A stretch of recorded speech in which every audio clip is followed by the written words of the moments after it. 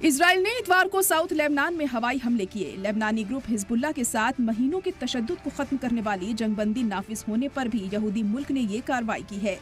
Lebanon की सरकारी समाचार एजेंसी के मुताबिक लोकल टाइम सुबह तकरीबन 9 बजे इजरायली फाइटर प्लेन्स ने नबात-ए-यह सूबे के एक गांव अंसार के बाहरी इलाके में हमला किया। कलेलेह और अल समाइया कस्बों के बीच के इलाकों पर 2 हवाई हमले किए गए। साथ ही तायर जिले के मारूब गांव के पास की घाटी पर भी एयर स्ट्राइक किया गया। रिपोर्ट के मुताबिक इजरायली फाइटर प्लेन्स ने साउथ लेबनान के सैदा जिले में भी बमबारी की। इजराइल और लेबनान के बीच जंगबंदी मुआहिदा 27 नवंबर 2024 से अमल में है, जिसकी वजह से हिजबुल्लाह और इजराइल के बीच 1 साल से ज्यादा वक्त से चली आ रही जंग खत्म तो हो गई है, लेकिन इजराइल बीच बीच में हमले करके उसकी खिलाफ वर्जी करता रहता है।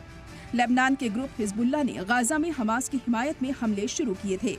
हमास के 7 अक्टूबर 2023 के हमले के बाद इजराइल ने गाजा पट्टी पर हमला बोल दिया था।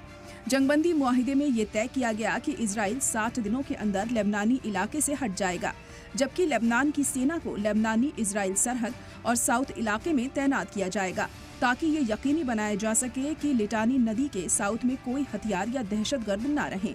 मुआहिदे में लेबनानी इलाके से इजरायली फौज की वापसी की बात कही गई थी, जिसको लेकर इजराइल ने फिर अपना रंग दिखाया है। इजराइल ने कुछ इलाकों से अपनी फौज हटा ली है, लेकिन 18 फरवरी की मियाद के बाद भी लेबनानी सरहद पर 5 अहम मकामात पर अपनी मौजूदगी बनाए रखी है।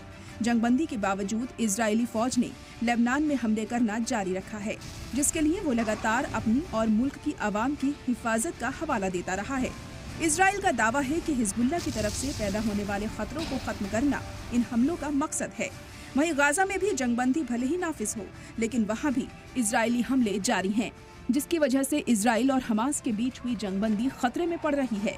7 अक्टूबर 2023 से अब तक गाजा में 48,339 लोग मारे गए, 1,11,753 लोग जख्मी हुए।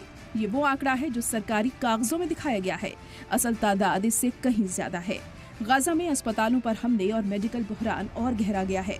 हमास और इजराइल के बीच जंगबंदी मुआहिदे पर कशीदगी बनी हुई है।